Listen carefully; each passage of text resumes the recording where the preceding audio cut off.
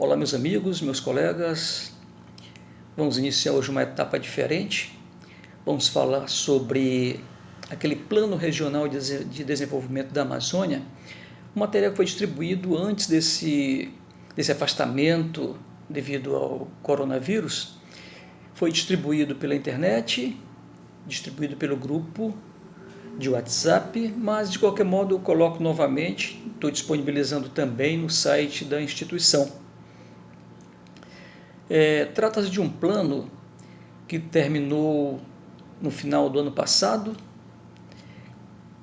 Estava tudo previsto para esse ano já iniciar a implantação desse plano, esmiuçando os detalhes desse plano, que é um plano longo, vocês vão lembrar, são 43 páginas, um resumo, está em PDF, e vou fazer um apanhado geral desse plano. Nós vamos discutir isso via rede social, vocês vão dar uma olhada. Eu restringi alguns aspectos que considerei mais importantes e vamos tratar desses assuntos, desses aspectos isoladamente e especialmente no que diz respeito ao estado do Amazonas, porque é um plano regional, você tem aspectos específicos para cada estado da federação, especificamente desta região, e de uma maneira geral, a abordagem principal, distribuída em alguns eixos, na verdade são 5 eixos.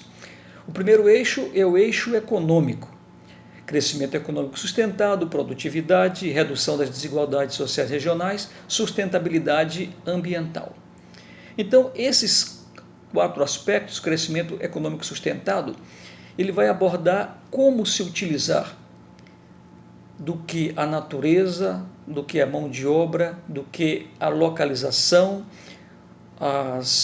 os meios de transporte, a distância, os aspectos geográficos, como isso pode ser convertido em desenvolvimento regional. É claro que todo plano de desenvolvimento, todo plano de incrementar a atividade produtiva tem, em maior ou menor monta, um impacto, inclusive o impacto ambiental, e que hoje é um aspecto percebido por todo e qualquer empreendimento, empreendedor e investidor, na verdade. Quando se fala nisso, a sustentabilidade é sempre um ponto importante, porque o próprio consumidor passou a ser um fiscal desse aspecto. Não basta apenas receber o produto, é importante saber como ele foi produzido, qual o processo produtivo. E isso faz diferença lá na ponta, no consumidor. Afinal de contas, é lá na ponta que nós temos o interesse maior, que vai dar sustentabilidade, vai dar continuidade de qualquer empreendimento. O eixo institucional pretende-se aprimorar a governança do Estado. Qual o papel do Estado nesse quesito? Como é que será dirigido todo esse investimento feito num plano de evolução regional? Serviços públicos ao cidadão e ambiente de negócios. Eu queria frisar esse último detalhe, ambiente de negócios. A meu ver, é o aspecto principal da interferência do Estado em qualquer diretriz para desenvolvimento regional. Um dos problemas que o Brasil enfrenta hoje em todas as escalas, em todos os níveis, se você pode pegar qualquer unidade da federação, qualquer prefeitura, você vai ter o problema da insegurança jurídica, uma expressão que voltou à baila nos últimos tempos, porque ela é muito importante. A insegurança jurídica afasta investimento, não traz estabilidade e, consequentemente, os investimentos vão embora ou simplesmente ficam naquele passo de espera até que as coisas melhorem, até que garantias possam ser dadas.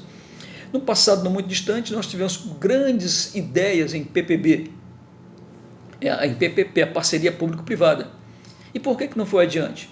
Porque muito detalhe, juridicamente, não causavam aquela confiança toda. A tal da insegurança jurídica ficava pairando no ar. Então nós tivemos grandes ideias, grandes projetos e praticamente nada foi implementado.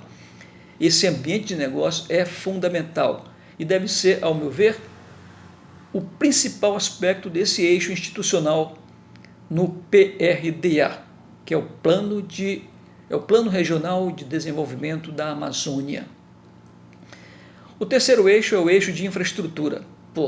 Nós sabemos que infraestrutura é o nosso calcanhar de Aquiles, não só na região amazônica, mas no Brasil inteiro. Todo o país tem problemas de infraestrutura.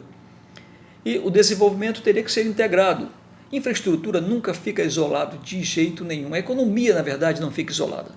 É por isso que nós chamamos de sistema econômico. É sempre uma interdependência em setores, em aspectos, em processos. A competitividade. Competitividade, se você fizer um comparativo, infelizmente, o trabalhador brasileiro ele tem uma produtividade bem menor se comparada com a produtividade de um trabalhador norte-americano, vamos imaginar o chão de fábrica. Mas será que o problema está no trabalhador brasileiro? Será que ele tem uma diferença muito grande com relação ao trabalhador norte-americano no chão de fábrica? Claro que não, claro que não. A produtividade do trabalhador dentro do polo industrial de Manaus é espetacular. E se você comparar os recursos, os processos, as máquinas e equipamentos, os sistemas operacionais que o camarada está utilizando lá, tem uma diferença muito grande com o que ele usa aqui. Consequentemente, há uma diferença de produtividade. E é para melhorar essa produtividade que um plano deve ser feito. E um plano assim de pelo menos médio prazo. Esse PRDA, ele visa 2020 até 2023.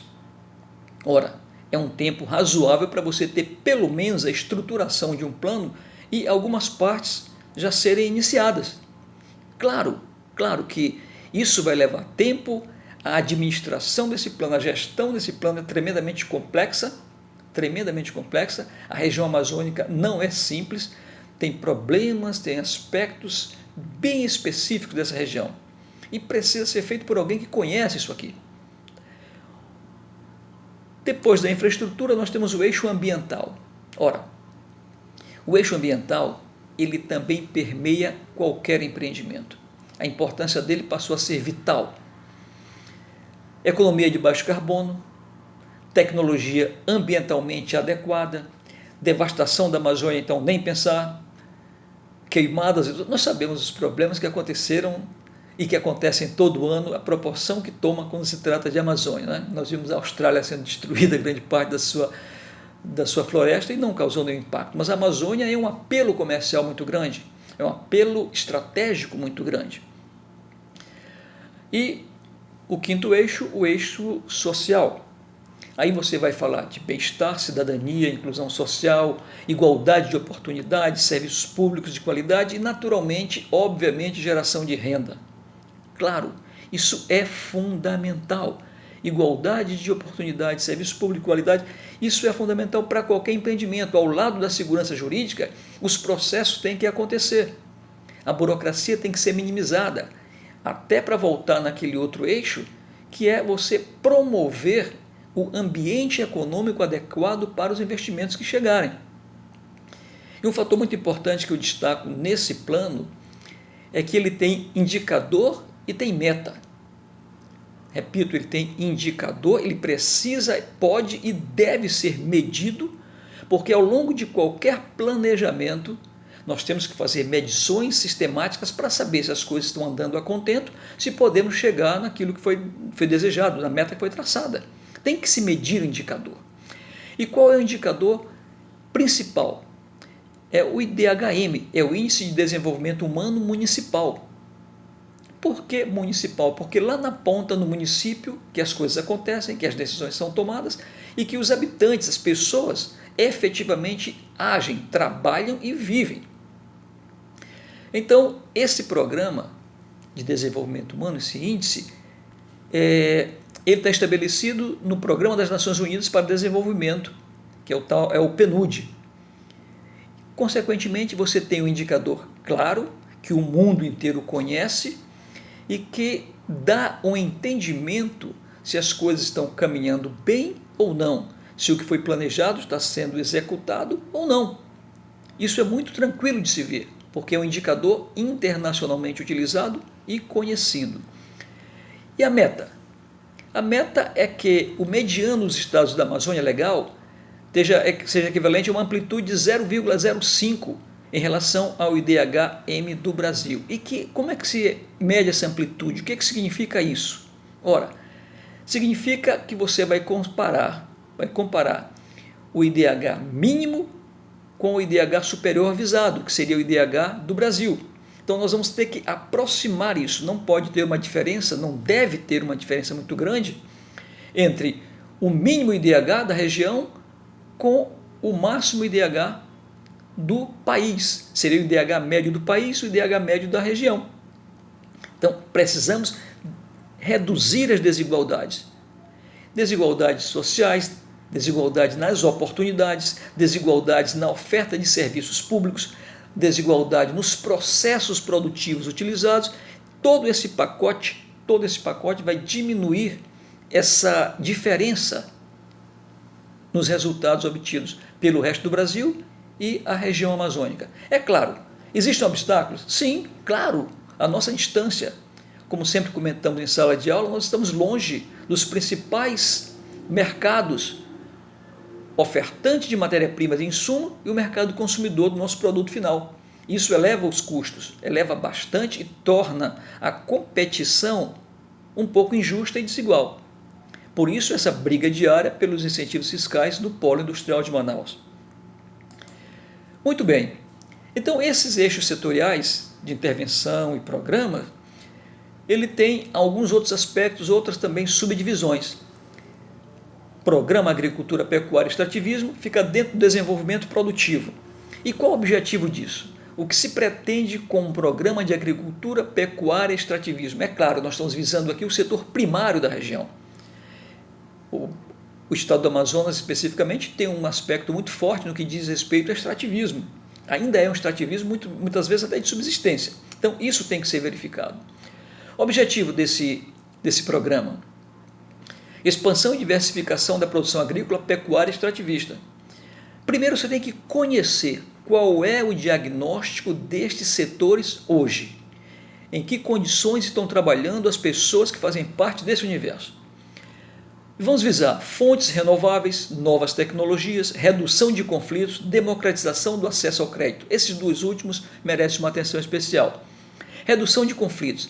A terra sempre foi uma área sensível no que diz respeito a conflitos, posse de terra, trabalho na terra, incentivos, tecnologia, equipamentos.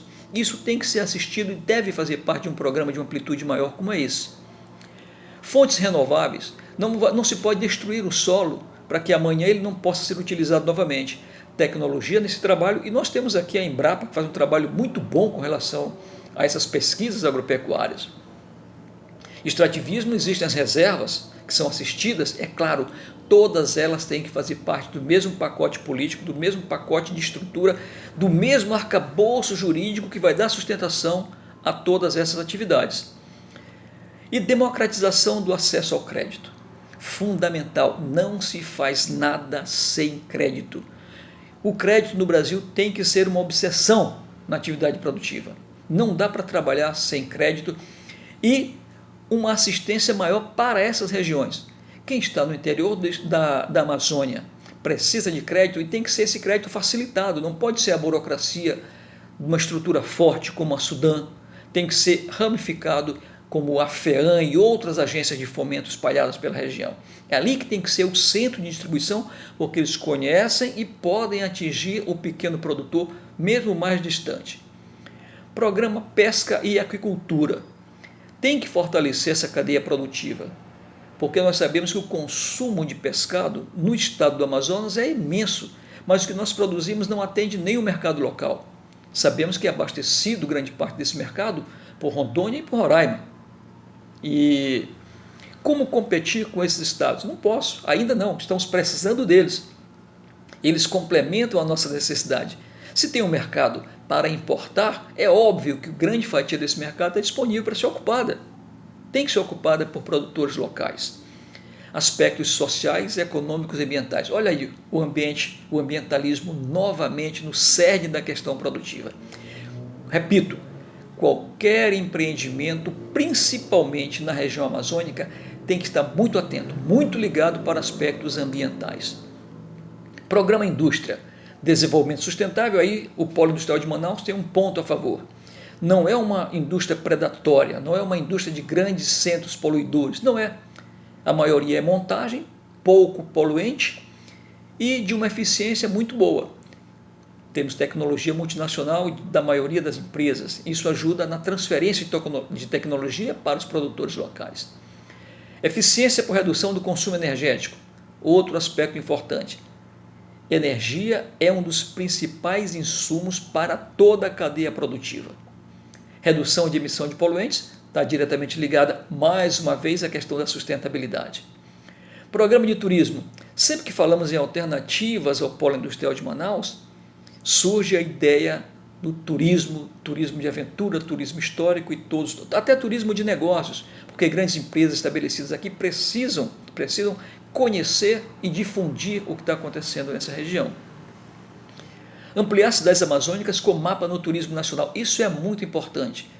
Manaus já tem uma certa importância dentro do cenário nacional, no mapa do turismo nacional. Mas isso não basta. Outras regiões, principalmente aqui na área mais próxima, os municípios mais próximos, isso precisa estar no turismo. São Presidente Figueiredo, Rio Preto da Eva, Itacoatiara. Itacoatiara tem um polo de escoamento de grãos. Isso precisa ser utilizado. Potencializar os dividendos dos turistas nacionais. Claro, o turista nacional precisa conhecer a Amazônia, o turista estrangeiro precisa ficar mais na Amazônia, não só ir direto para a selva, pegar o navio, pegar o avião depois e ir embora. Ele tem que passar por Manaus, ficar alguns dias em Manaus, tem que ir até as cidades vizinhas, tem que conhecer a região metropolitana. E isso vai potencializar os dividendos, ele vai deixar mais dinheiro aqui, vai conhecer, e como tem muita coisa interessante, isso vai passar adiante e outros turistas virão a partir dessa primeira visita. Programa de Meio Ambiente, uso sustentável da biodiversidade. Um parágrafo importante aqui, um destaque. Uma das principais riquezas de toda a região é a biodiversidade. Biodiversidade precisa de um suporte técnico, precisa de um suporte científico para se expandir. Pesquisa, centro de pesquisa tem que ser muito utilizado. Inovação tecnológica, desenvolvimento de formas mais sustentáveis de produção. Isso tem que acontecer, é uma necessidade para ontem. Já estamos atrasados com relação a isso. O Centro de Biotecnologia ficou pelo menos uns 10 anos parados, com meia dúzia de pessoas burocráticas e pesquisa quase nada apareceu. Tem o INPA para trabalhar junto, tem Embrapa para trabalhar junto, e tudo isso tem que ser sincronizado, um alimentando o outro de informações. Não se pode fazer ilhas de pesquisa. Isso tem que ter integração, um centro de comando, um centro de orientação, todos alinhados no mesmo projeto, no mesmo planejamento. Ciência, tecnologia e inovação vai fazer parte também de um programa. Fortalecer o sistema regional, envolver as instituições de ensino e pesquisa regional, a própria universidade, as universidades, as faculdades desenvolvem projetos de pesquisa, elas têm que trabalhar juntas. A comunidade tem que fazer parte desse processo.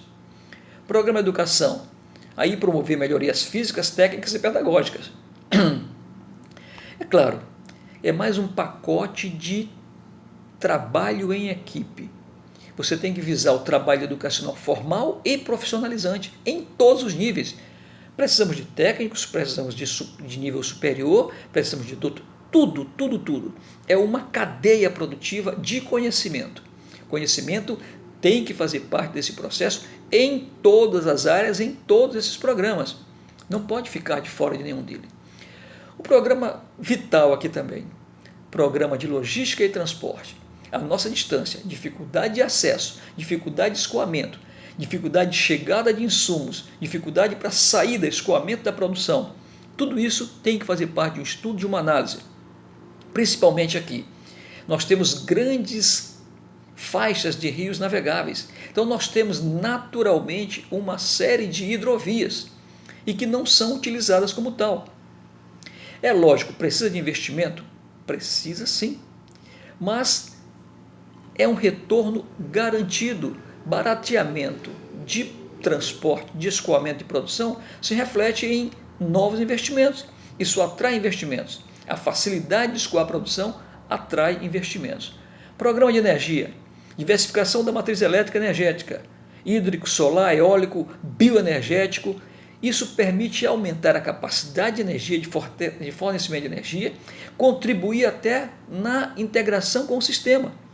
Energia produzida particularmente pode ser ingressar no sistema de distribuição e aumentar a capacidade da região, diminuindo uma necessidade de utilização de energia à base de petróleo, à base de óleo diesel, as termoelétricas, que são caras e são mais poluentes. Na medida que você utilizar outro tipo de energia, você vai somar pontos em mais de um aspecto, na sustentabilidade ambiental e no custo de produção. Programa de telecomunicações, isso também é calcanhar, é um gargalo muito forte. Precisamos de comunicação mais rápida, mais segura, mais estável. Isso vai acontecer através de investimentos nessa pesquisa, no acesso facilitado à telecomunicação. Todo mundo, o pequeno, médio e grande empreendedor, precisa ter acesso à telecomunicação, precisa ter internet rápida, precisa ter disponibilidade de informação, precisa ter acesso ao meio digital, até mesmo para fazer negócios, com padrões de qualidade compatíveis com referências internacionais. Programa de saúde, fortalecer serviços de saúde com acesso universal e equânime. É filosofia, já que nós temos um sistema de atendimento universal para todos, isso precisa chegar na ponta, precisa ser sistematizado, precisa ser integrado e precisa também fazer parte desse pacote de comunicação, de acesso à internet, acesso à informação digital. Saneamento básico também, não só na região amazônica, mas no Brasil inteiro, é um problema que tem que ser sanado urgentemente. Nós precisamos de desenvolvimento econômico. Isso significa melhoria da qualidade de vida. Isso melhoria a análise de processos qualitativos. E o qualitativo sai a partir do desenvolvimento. Saneamento básico é fundamental. Saneamento básico vai reduzir custos com saúde, principalmente. Existe uma antiga pesquisa que o mundo inteiro conhece. Cada dólar investido em saneamento básico, você economiza na frente $4 em saúde. As pessoas adoecem menos, ocupam menos hospitais e custa menos para o sistema de saúde. Segurança pública, investimento na capacitação, treinamentos e nos equipamentos para as instituições de segurança. E no comando de tudo isso, o programa de governança. Como gerir esses processos? O objetivo é fortalecimento de espaços de deliberação. Isso significa pessoas do ramo discutindo, analisando, trocando ideias para fazer melhor o que está traçado nesse plano. Cooperação e diálogo federativo e social. O diálogo e cooperação precisam estar presentes nesses processos. O governo do estado precisa falar com o governo federal, os municípios precisam conversar entre si, precisam conversar com o estado, os estados da região precisam conversar também, porque todos têm interesses comuns. Todos tendem a ganhar, não se realizando isso, todos tendem a perder. Consequentemente, a integração regional é fundamental. Todos têm o mesmo bloco de necessidades. E esse programa foi feito para todos os estados. Nós estamos analisando os aspectos gerais do programa. Existe uma parte que foca cada estado. Nós separamos aqui o que tem de projetado para o estado do Amazonas. São ao todo 40 projetos. Então é algo que vai levar tempo para ser implementado. A partir desses projetos, desses programas, existe dentro do plano um detalhamento dos projetos e das ações. E depois, a seguir, nós temos a abordagem estado a estado. Todos os estados da federação são contemplados com projetos específicos para cada um deles. No Amazonas, como não poderia deixar de ser, no topo das necessidades aparece a BR-319.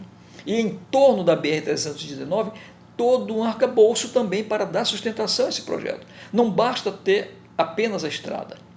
Precisa ter vicinais, porque com certeza ela será um meio também de escoamento de produção regional que vai acontecer próximo, guardando-se naturalmente a distância regulamentar estabelecida em lei. Nós teremos escoamento de produção da área em torno, não só de Manaus, da região metropolitana e outras partes do interior, utilizando essa BR-319. Não, mas a produção que acontecerá no entorno também será utilitária dessa BR. Por hoje ficamos nisso. Vou mandar para todos vocês um resumo desse plano, desse programa de desenvolvimento e também algumas tarefas, algumas atividades para que sejam feitas com a presteza de sempre. Eu espero que numa velocidade maior do que as anteriores, dê um certo trabalho, mas eu diria que a maior parte está de parabéns, fez um bom trabalho, recebi muita coisa, analisei uma a uma, li todas, garanto a vocês, e o resultado foi bom. O resultado foi bom. A participação também foi boa, porque num contingente de 56 pessoas, não vou dizer que chegamos a 90%, mas foi bem perto disso. É expressivo o resultado. Espero contar com a dedicação de todos vocês, porque estamos num momento complicado, um momento difícil, mas que o conhecimento está sendo traçado, está sendo passado. Eu preciso desse retorno para a gente continuar sabendo aonde estamos pisando, onde precisamos melhorar, onde deve ser enfatizado cada detalhe do programa. E, numa próxima etapa, nós vamos analisar especificamente o que é planejado para o estado do Amazonas. Então, aproveitem o tempo disponível, deem uma olhada nisso, vocês já têm o material, vou disponibilizar novamente no site da instituição e leiam com atenção, façam as tarefas solicitadas, as atividades solicitadas e, acima de tudo, cuidem-se, tomem os devidos cuidados, as devidas precauções e até a próxima.